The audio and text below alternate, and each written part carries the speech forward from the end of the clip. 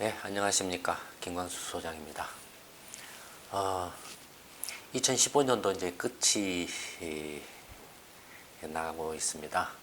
2016년 이제 다음 주로 이렇게 다가오고 있는데요. 그래서 이제 그 2015년을 또 보내고 2016년 새해를 맞이하는 차원에서 송구 영신의 2015-16 인사 말씀을 주제로 해서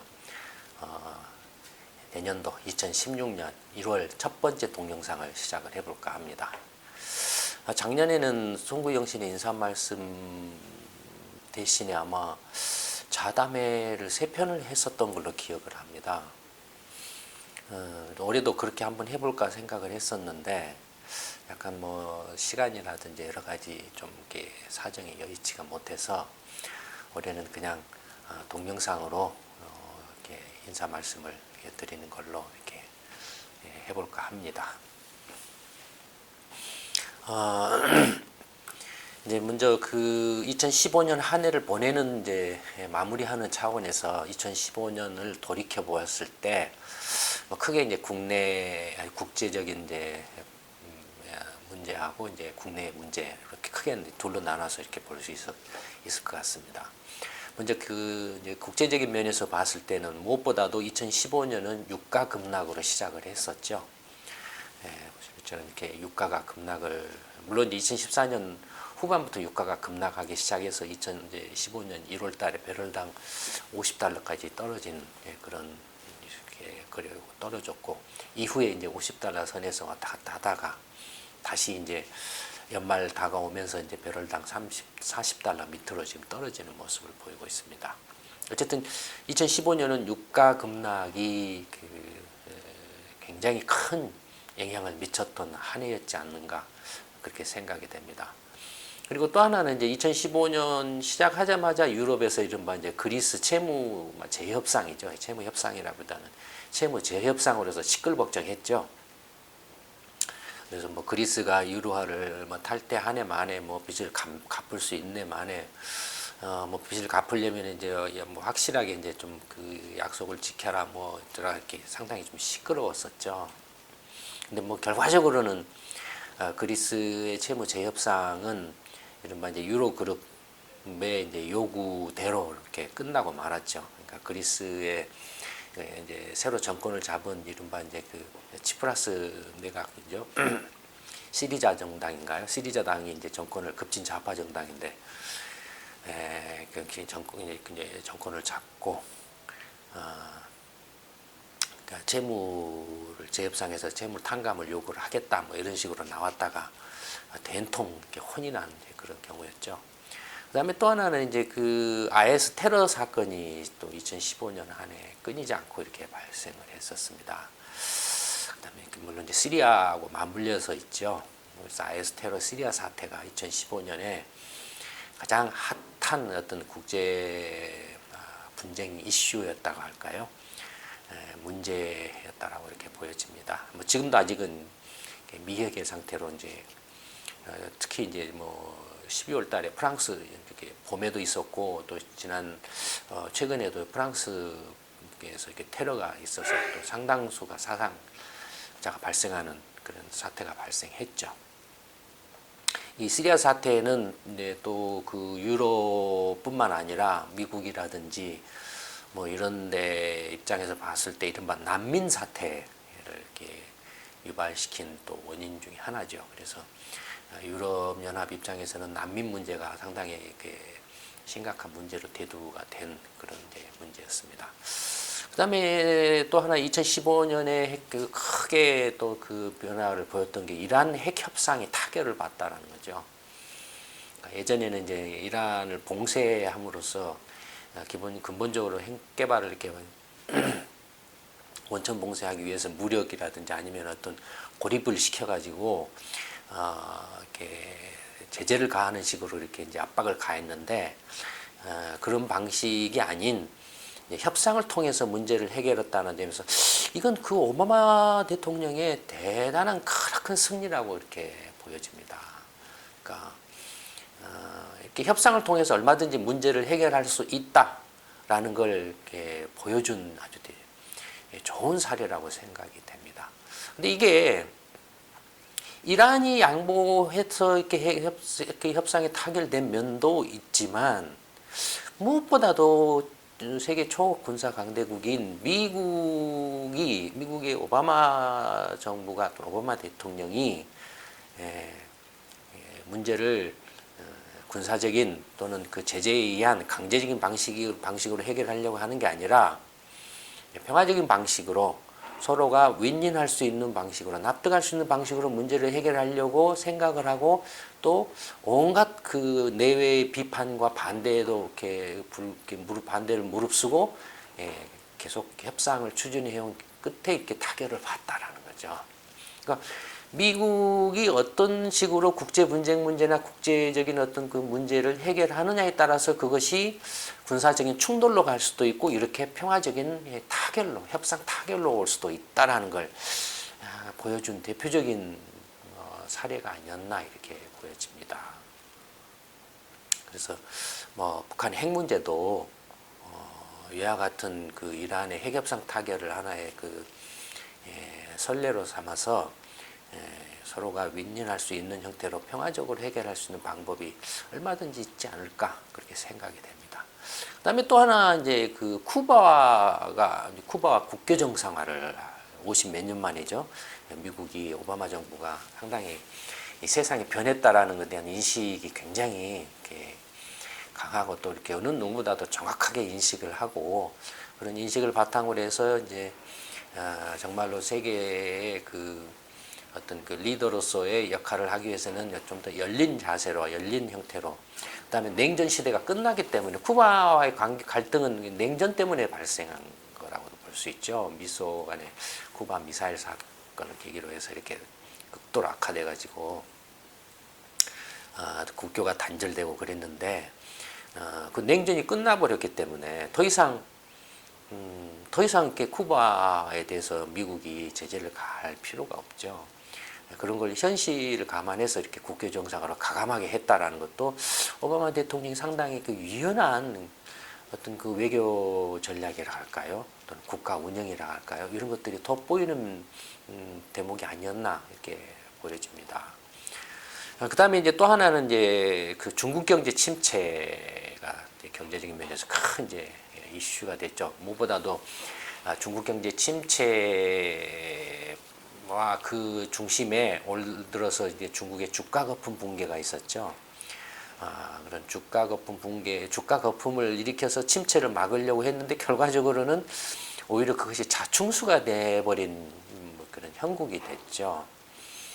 그래서 이제 중국 경제 침체가 2015년 한 해에 세계 경제를 이렇게 짓누른 또 요인이었지 않느냐 이렇게 보여집니다. 그다음에 이제 다들 아시는 것처럼 이제 위안화가 IMF의 이제 SDR 이른바 이제 그 특별 인출권이죠. 편입이 기축통화로서 이렇게 편입이 됐죠. 결정이 났죠. 그에 앞서서 이제 중국이 이른바 이제 아시아 인프라 투자은행을 설립하고 그 전에 이제 1대1로 사업을 이제 발표를 하고 그걸 본격적으로 추진하기 위한 수단으로서 이제 아시아 인프라 투자은행을 이렇게 설립을 했죠. 그 아시아 인프라 투자은행 설립과 관련해서는 이제 미국, 일본과 중국, 유럽 이런 쪽과 이렇게 편이 갈라져서 서로 밀고 당기는 그런 것들이 벌어졌죠. 그래서 그에 대한 이제 중국의 이제 아시아 인프라 투자은행과 1대1로 사업에 대한 이제 대항 수단으로서 이제 지지부진했던 이른바 TPP 협상이 미국 주도하에서 이제 TPP 협상이 급물살을 타가지고 타결을 우선 잠정적으로 이렇게 타결을 보는 그런 결과까지도 이렇게 초래를 했죠.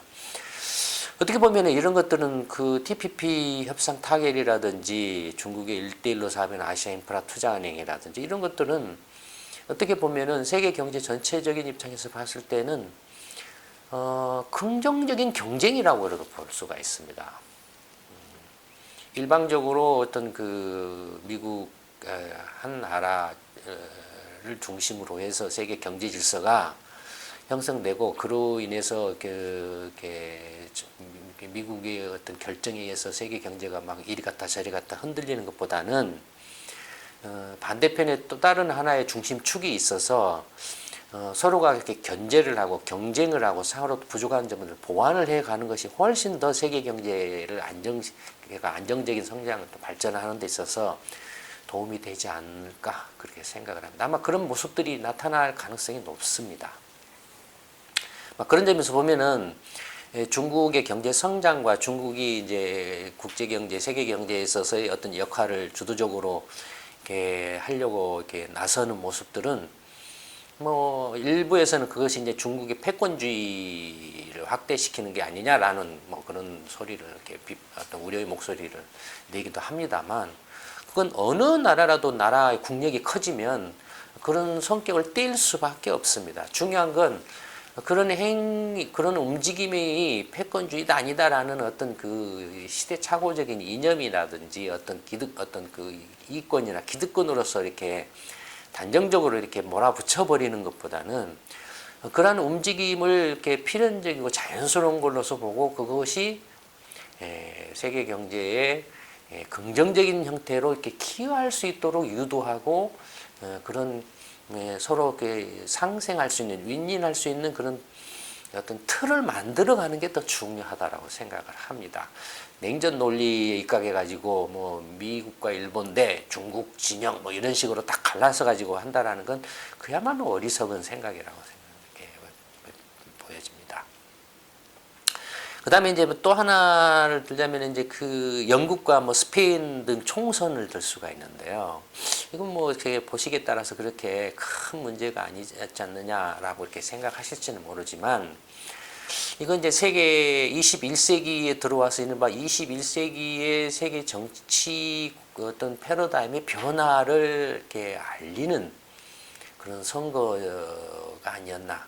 물론 이 이외에도 다른 뭐 이렇게 일본에서의 이른바 이렇게 이제 지금은 거의 그 와해되다시피 하고 있습니다만 이제 유신당인가요? 일본 뭐 유신당인가 유신인가 뭔가 있었지 않습니까? 뭐 그런 거라든지 이탈리아에서 이제 개그맨 출신이 이렇게 바람을 일으켜서 이제 뭐 야당 당수가 되고 그다음에 총리가 된 거라든지 뭐 이런 것들을 들 수가 있죠. 이런 것들도 하나의 이제 이른바 21세기형의 이제 그 민주주의가 20세기형의 민주주의에서 21세기형의 민주주의로 이렇게 변해가는 어떤 그 전환기적, 과도기적 단계에서 나타나는 이제 그런 현상들이 아닌가. 그 중에 이제 영국의 총선과 스페인의 총선을 들 수 있지 않을까 생각을 합니다. 뭐 영국의 총선은 뭐 지난 5월 달인가요? 있었죠. 선거 전에는 보수당과 이렇게 노동당이 거의 백중세를 이룰 거라고 했는데 뚜껑을 열어놓고 보니까는 완전히 보수당 이른바 이제 지금 현 카메론 총리 압승으로 끝났죠.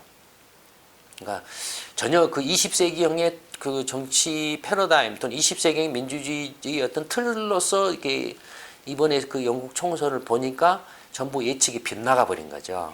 21세기형의 어떤 그 변화, 새로운 어떤 민주주의 어떤 변화 방향 염두에 둔 그 틀로 봤을 때는 이게 자연스러운 결과였다라는 거죠. 또 스페인의 총선 같은 경우도 기성정당 무너지고 무너졌다라기보다는 이제 기성정당이 몰리고 시민사회로부터 이렇게 그것이 어떤 성격을 띠우든 또 어떤 것을 이렇게 지향을 하고 있건 간에 어떤 정치 세력화를 의도하고 있건 간에 시민사회로부터 새로운 어떤 정치 세력이 형성돼 가지고 기존의 정치 어떤 세력, 기득권을 가진 정치 정당을 밀어내고 있다라는 게 이게 획기적인 변화입니다. 미국도 사실은 뭐 전에도 몇 차례 말씀드렸습니다만은 그런 변화들이 있었죠. 작년 저번 그 2009년 대선 때라든지 그다음에 그 2012년인가요? 뭐 13년인가 또 그 대선 때도 마찬가지였습니다. 이른바 티파티라든지 커피 파티 같은 파티 같은 그런 이른바 이렇게 강력한 압력 그 시민사회 압력 단체들이 성장했죠. 미국은 아시는 것처럼 양당 제도가 거의 그 200년 이렇게 가량 이렇게 지속돼 온 데다가 나라가 넓지 않습니까? 그러다 보니까 선거 유세를 뭐 버스 타고 다니긴다든지 뭐 택시를 타고 다닌다든지 할 수가 없어요. 너무 넓고 하기 때문에.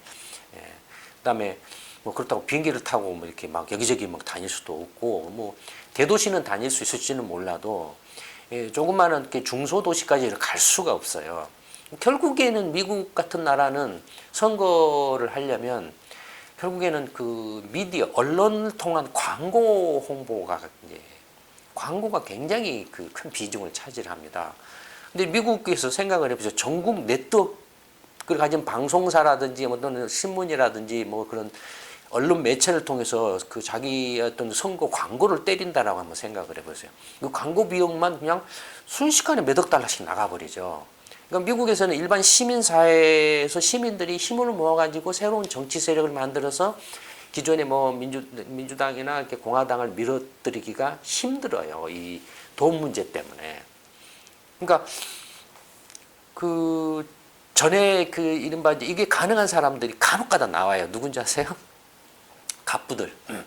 전에 그 민주당인가 공화당 쪽이었던 걸로 기억나는데 페로스라는 사람이 있었는데 이 사람도 이렇게 갑부였죠. 근데 지금 또 공화당 후보로 시끄러운 사람 있죠. 트럼프.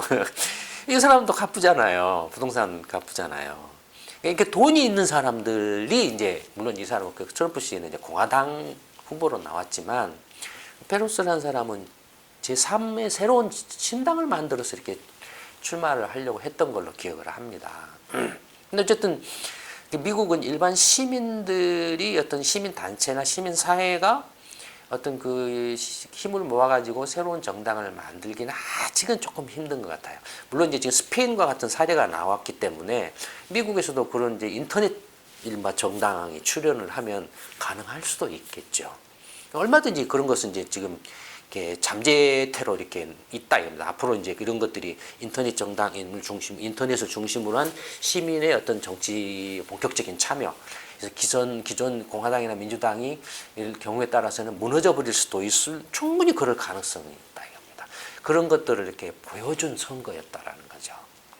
영국의 총선 같은 경우도 보수당이 이겼지만 그건 보수당이 이긴 게 아니었습니다. 이미 지난 5월달에 영국의 총선은 진보 대 보수의 어떤 선거였다라고 보기 힘듭니다.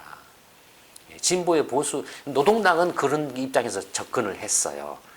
진보라는 것을 강하게 내세워 가지고 이렇게 해서 20세기형의 스타일입니다. 그래서 결국에는 참패를 해버렸죠. 그런 이미 21세기에 변화된 그 세상에서 어떤 국가를 이렇게 경영을 하겠다라고 하는 어떤 정치 세력이 앞을 보지 못하고 지금 세상의 변화를 보지 못하고 무엇보다도 일반 시민들이 원하는 것은 이렇게 자기의 경제적인 생활, 삶의 안정이거든요. 그런 점에서 강력하게 그런 점을 어필하고 그 경제적인 안정, 삶의 안정에는 보수다, 진보다는 이념이 상관이 없다, 관계가 없다 이겁니다. 보수적인 어떤 뭔가를 했기 때문에 삶이 안정되거나 아니면은 진보적인 그렇게 했기 때문에 삶이 좋아졌다거나 하는 그런 게 있습니까? 없죠. 없습니다. 일부 조금 이렇게 거의 이렇게 광적인 사람들이 무슨 막 북유럽의 뭐 복지국가를 봐라. 근데 복지국가 지금 다들 이렇게 휘청거리고 있어요. 여러분들이 생각하는 거하고 다릅니다. 핀란드 같은 거, 뭐 스웨덴 이거 다 휘청거리고 있어요. 그다음에 뭐 이렇게 그 보수라고 해서 그런 보수를 하기 위해서 미국이나 뭐 영국이나 이렇게 보수 정권이 잡았을 때 잘 됐냐 이거예요. 그렇지는 않거든요. 다 위기가 발생했잖아요. 그러니까 하여튼 그 변화를 나타낸다라는 거죠. 세상의 변화를 이렇게 이제가 조금씩 이렇게 이제 드러나기 시작하고 있는 걸로 이렇게 보여집니다. 그다음에 마지막으로 뭐 다른 여러 가지 또 많이 있겠습니다. 마지막으로 이제 연말에 FRB가 금리 인상을 했다라는 거죠. FRB가 금리 인상을 이렇게 함으로써 이제 이른바 이제 2008년 리만 브라더스 파산 이후 이렇게 발생했던 글로벌 금융 위기가 공식적으로 이제 종료됐다라는 걸 선언한 거나 마찬가지죠. FRB가 이제 그 2008년 글로벌 금융 위기가 발생한 후에 이른바 이제 구제 금융을 하고 그다음에 QE 정책을 하고 동시에 또 제로 금리 정책을 시행을 했죠. 그런데 아시는 것처럼 구제 금융도 종료가 되고 그다음에 QE 정책도 종료가 되고 마지막으로 제로 금리 정책을 이제 12월 달에 이제 해지를 했죠. 그래서 이제 이른바 공식적으로 이제 2008년에 글로벌 금융 위기가 종료됐습니다라는 걸 선언한 거라고 이렇게 할 수 있죠. 이게 이제 막 국제적인 면에서의 변화고, 그다음에 이제 국내적인 면에서 보면은 뭐 무엇보다도 성완종 폭로를 들 수 있습니다. 이건 정권이 바뀌게 되면 박근혜 씨나 이명박 씨나 뭐 새누리당이 박살이 날 그런 이제 속거리입니다. 예, 이건 뭐 이렇게 전에 동영상에서도 말씀을 드렸기 때문에 자세하게 말씀을 드리지 않겠습니다. 그 다음에 메르스 사태가 이제 발생을 했죠. 그래서 메르스 사태가 얼마만큼 현재 그 새누리당이나 박근혜 씨나 이렇게 그 이른바 새누리당의 그 정권이 국가를 경영할 능력 자체가 없는가, 국민의 안전이나 생명을 이렇게 얼마만큼 경시하고 있는가를 아주 적나라하게 보여준 사태가 발생하면서 벌어진 그 우왕좌왕함, 이런 것들을 봤을 때 정말로 이렇게 문제의 심각성을 이렇게 깨닫게 해준 거죠. 그다음에 이제 뭐 공무원 연금 개혁, 이건 이제 시작에 불과합니다. 뭐 이렇게 연금 많습니다. 뭐 말 나왔죠. 군인 연금은 이미 거덜나 있죠. 사학 연금도 문제투성이죠. 그다음에 무엇보다도 국민연금 자체도 이제 문제가 이렇게 되기 시작할 겁니다. 두고 보세요. 지금 국민연금도 다 뒤틀어져 있습니다. 뒤틀려 버렸습니다. 2, 3년 전만 해도, 몇 년 전만 해도 연간 평균 성장률을 뭐 5%, 뭐 최소 3% 이상 뭐 그렇게 잡고, 뭐 이렇게 금리도 뭐 연간 뭐 5% 정도 잡고 이렇게 예상을 했던 건데, 지금 어떻게 됐습니까? 다 이렇게 금리 같은 경우도 지금 뭐 이렇게 뭐 2% 밑으로 툭툭 떨어져 있죠. 성장률은 택도 없이 지금 뭐 이렇게 있죠. 빚 아니면은 떠받칠 수 없는 상황이죠. 그러니까 국민연금이 저게 그래서 뭐 2040년, 2060년에 이제 바닥이 나고 그래서 문제가 된다 그러는데 천만에 만만의 콩떡입니다. 두고 보세요. 이건 국민연금도 거덜납니다. 그 다음에 이제 그 이명박 씨 감옥에 들어가야 될 거리죠. 이 사자방 비리, 4대강 자원외교 비리, 방산 국방 비리, 이런 것들이 이명박 일당 포함한 새누리당의 많은 사람들이 감옥에 또 들어가야 될 그런 거리죠. 그러니까 감옥에 들어가는 거리가 성완종 폭로, 그러니까 비자금이죠. 그러니까 부정선거 했다라는 거죠.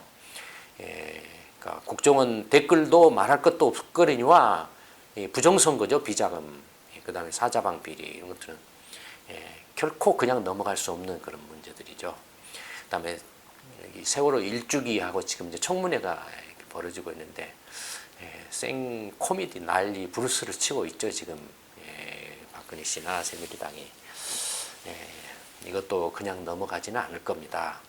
그 다음에 이제 연말에 이제 안철수 씨가 이른바 이제 새정년을 탈당을 했죠. 이건 뭐 이순신 프로젝트 작년 시작할 때부터 이제 분당이나 이런 것들 예견을 한 거였고, 안철수 씨뿐만 아니라 지금 이제 이른바 뭡니까 뭐 자기들끼리 간다. 저는 잘 모르겠 뭐 누가 이렇게 주류고 누가 비주류인지는 모르겠지만 뭐 친노 세력인지 반노 세력인지는 그것도 잘 뭐 이렇게 관심이 없지만 어쨌든 간에 지금 이쪽 야당이 이제 박살이 나고 있죠. 근데 이게 그 박살이 나야 됩니다.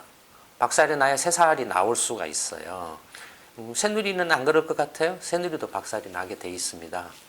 두고 보세요.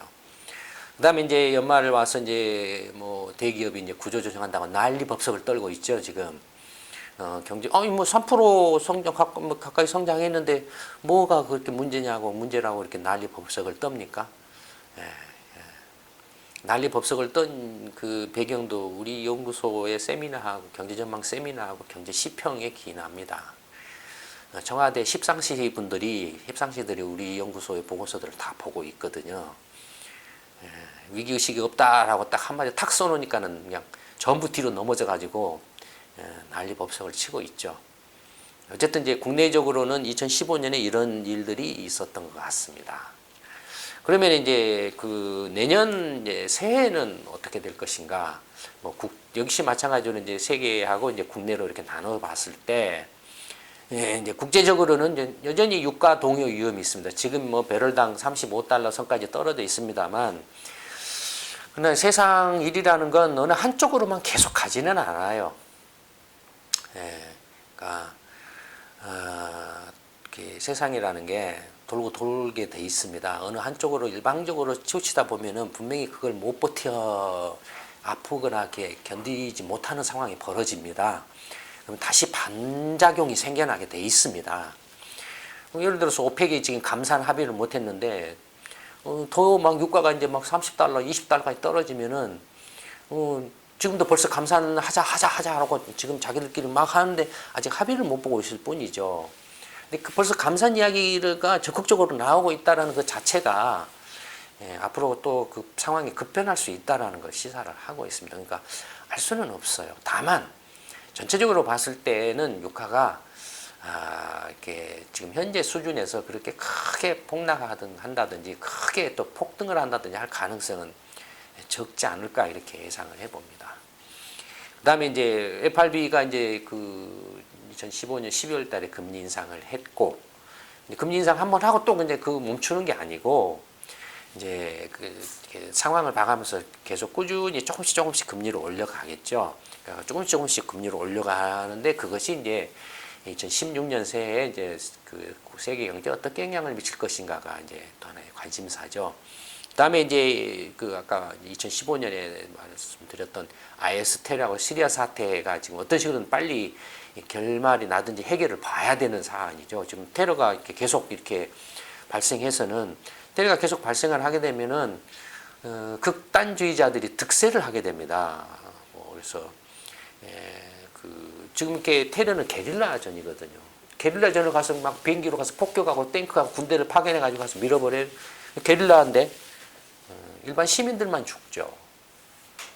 그러니까 그런 점에서 보면은 오바마 대통령의 어떤 대응책은 상당히 조금 현명한 대응이라고 보여집니다. 이런 게릴라전에 맞는 대응 전략이나 대응책을 찾으려고 굉장히 노력을 하고 있는 것 같아요.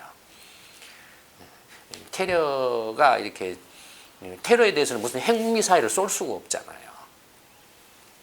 폭탄 하나 던져놓고 도망가 버리는데 아니면 가서 그냥 자살하면서 폭탄 터트려 버리는데 어떻게 할 겁니까? 그거. 그러니까 오히려 이제 어떻게 보면 007 시리즈로 가는 대응책이 더 필요하겠죠. 첩보전이라든지 이런 걸 해서 핀포인트로 그 대상자들을 폭 집어내서 이렇게 제거하는 거. 그것이 더 이제 중요한 전략이 되겠죠. 그러려면은 이렇게 여러 가지 이제 그 지금 기존의 어떤 냉전 시대, 냉전 체제 하에서의 어떤 미소 간의 대립구도 또는 그 대리 전쟁, 대행 전쟁 그런 형태하고는 전혀 차원이 다른 대응책이 필요하겠죠. 그다음에 이제 2016년 새해도 중국 경제가 상당히 조금 걱정스럽다라는 거죠. 침체가 우려된다라는 겁니다. 그다음에 또 하나는 이제 그 FRB가 아까 말씀드렸던 금리 인상을 이렇게 조금씩 계속 할 거기 때문에 그런 점에서 보면은 실은 경제국도 역시 좀 이렇게 휘청거릴 가능성이 높다라는 겁니다. 지금 환율이 다들 조금 이렇게 튀고 있죠. 뭐 이런 것들을 봤을 때 그런 것들이 우려된다라는 겁니다. 그다음에 이제 국내 면에서 보면은 이제 내년 당장 4월에 총선이 있습니다. 총선 결과가 어떻게 되느냐에 따라서 또 여러 가지가 많이 바뀌겠죠. 예. 그다음에 이제 뭐 새누리당이 뭐 총선까지는 이렇게 뭐 지금 새정년처럼 이렇게 갈라지진 않겠지만 새누리가 갈라지는 것은 아마 2017년 대선 때일 겁니다. 그때 친이기와 친박기가 절대 같이 갈 수 없어요. 그때 갈라질 가능성이 높습니다. 그 다음에 이제 무엇보다도 이제 경제적인 면에서는 수출 감소. 중국이 지금 이렇게 침체를 하면 좀 올해도 수출이 감소했지 않습니까? 예. 근데 수출이 감소한 게 단지 그냥 지금 통계상으로 나온 것 이상의 감소를 했을 가능성이 없습니다. 왜냐면 이제 그 한국 그 대기업들이 해외 직접 투자를 많이 해놨지 않습니까? 그러면은 해외 현지 공장에다가 이른바 국내에 가지고 있는 걸 그대로 가지고 있으면 재고로 쌓이고 매출이 안 잡히는데 그러면 적자 폭이 커지잖아요. 그럼 해외 공장으로 일단 보내면 수출이어서 매출로 잡히거든요. 근데 해외 공장에서는 안 팔린 재고로 있어요. 그러니까 그런 것들도 이렇게 생각을 해볼 수가 있습니다. 물론 이제 연결 재무제표를 작성을 이렇게 하니까 뭐 그런 것들도 조정이 되는 면도 있겠지만 어쨌든 회계적으로는 조금 더 이렇게 그런 뭐라 할까요? 분식을 할 가능성이 높아진다라는 거죠. 그 다음에 이제 한계 업종의 부도 위험이 이제 높아지고 있죠. 지금 뭐 몇몇 그 업체들 이름들이 조선업이라든지 중공업이라든지 지금 말들이 나오고 있지 않습니까? 이런 것들은 지금 시간이 가면 갈수록 더욱더 이렇게 뚜렷하게 이렇게 부각이 될 겁니다. 그 다음에 이제 채무 금융 위험이 증가하고 있죠. 뭐 가계 채무라든지 뭐 공기업 채무라든지 일반 한계 기업이 업종이 부도하면 또 기업 채무라든지 이런 것들이 지금 다들 한계 수위에 도달해 있지 않습니까? 그러면 당연히 금융 시장도 은행이나 이런 데도 채무 부실, 대기업이 부실되면 은행도 다 부실하게 되죠. 예, 이런 그 국내적으로 어수선한 상황에서 지금 이게 앞이 잘 보이지 않지만 새로운 변화가 일어날 가능성이 매우 높습니다. 그 새로운 변화가 태동할 가능성이 높다라는 건데 그 새로운 변화를 이끌 중심 내지는 주체는 누굴까, 무엇일까? 이순신 프로젝트입니다. 이순신 프로젝트 지금까지 참여하시는 분들 입장에서는 조금 이렇게 급한 마음, 4월에 총선이 있기 때문에 뭔가를 좀 직접적으로 나가서 이렇게 해야 하고 성과를 해서 빨리 나라를 정상적으로 좀 이렇게 추스려야 되는 거 아니냐라고 생각하실지는 모르지만 물론 저도 마찬가지입니다. 누구보다도 그렇게 하고 싶습니다. 그러나 그럴 때일수록 냉정하게 우리를 다시 한번 되돌아보고 부족한 걸 다시 채워서 확실하게 우리가 변화를 이렇게 주도할 수 있는 준비를 이렇게 할 필요가 있다라고 생각합니다. 분명히 기회가 옵니다. 그 저를 믿으십시오. 기회가 오고 분명히 이순신 프로젝트만이 한국이라는 나라를 구할 수 있을 겁니다. 2016년 한 해가 굉장히 2015년도 힘들고 어려웠지만 2016년도 새해도 안타깝게도 어렵고 힘든 한 해가 될 걸로 이렇게 생각이 됩니다. 그럴 때일수록 일단 가장 안으로는 가족 간의 신뢰하고 사랑이 무엇보다도 중요합니다. 예를 들어서 뭐 직장, 회사가 어려워져서 직장을 잃는 경우도 있을 수 있고 취업이 잘 안 되는 경우도 있을 수 있고 사업에서 조금 이렇게 어려워질 수도 있고 아니면 투자해서 실패를 할 수도 있고 뭐 여러 가지 어려운 점들이 이렇게 많이 있을 수가 있습니다. 어려워지면 사람들이 가족 간에도 이렇게 힘들어질 수가 있습니다. 그러나 그럴 때일수록 더욱더 가족끼리 이렇게 뭉치고 이렇게 서로 이렇게 신뢰하고 사랑으로서 이렇게 감싸주고 이렇게 서로 이렇게 해가면 이 어려움을 극복을 해 나갈 수가 있습니다. 이순신 프로젝트가 하루빨리 이렇게 많은 사람들에게 알려져서 또 일반 국민들의 참여를 바탕으로 해서 이렇게 나라를 정상적이고 제대로 된 방향으로 이렇게 돌릴 수 있을 때까지 가족의 힘으로 이렇게 버티시기 바랍니다. 근데 이렇게 일반 시민들의 삶이 어렵고 가족의 행복이 이렇게 파괴되고 있는 근본적인 원인은 이미 여러 번 말씀드린 것처럼 정치가 잘못되어 있기 때문입니다. 정치가 잘못돼서 잘못된 정치가 경제를 잘못 운영했기 때문에 그렇습니다. 그렇지 않겠습니까? 경제를 잘못 운영했기 때문에 가족이 힘들어진 거죠. 경제를 제대로 운영을 했더라면 이런 상황이 벌어지지는 않았겠죠. 경제를 제대로 운영을 하려면 정치가 제대로 됐어야 되는데 정치가 제대로 안 됐기 때문에 지금 이렇게 된 거죠. 그래서 내가 힘들고 어렵고 때문에 가족이 힘들지만 그러는 와중에도 근본적인 치유를 이렇게 하는데 같이 좀 참여를 하셔야 됩니다. 근본적인 치유를 하지 않고서는 내 가족의 문제를 내 개인의 문제로서 해결하기에는 한계가 있습니다.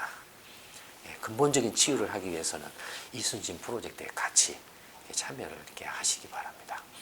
그래서 이 무능하고 부도덕한 정치인들한테 기득권을 가진 정, 경, 관, 언, 종교, 사법, 유착의 이런 무능한 어떤 기득권들한테 내 자신과 내 가족과 내 자식의 미래, 내 삶을 맡길 수는 없습니다. 더 이상. 시민들 스스로가 자신의 삶과 행복을 지켜야 될 그런 때가 됐습니다. 2016년에는 우리 같이 힘을 모아서 이순신 프로젝트에 함께 참여하셔서 우리가 같이 더불어서 같이 더불어서 행복하게 살 수 있는 길을 우리 힘으로 만들어 가기를 이렇게 진심으로 바라겠습니다. 이걸로서 2016년 1월 첫 번째 동영상 송구 영신 2015-16년 그 인사 말씀을 이걸로 마치도록 하겠습니다. 감사합니다.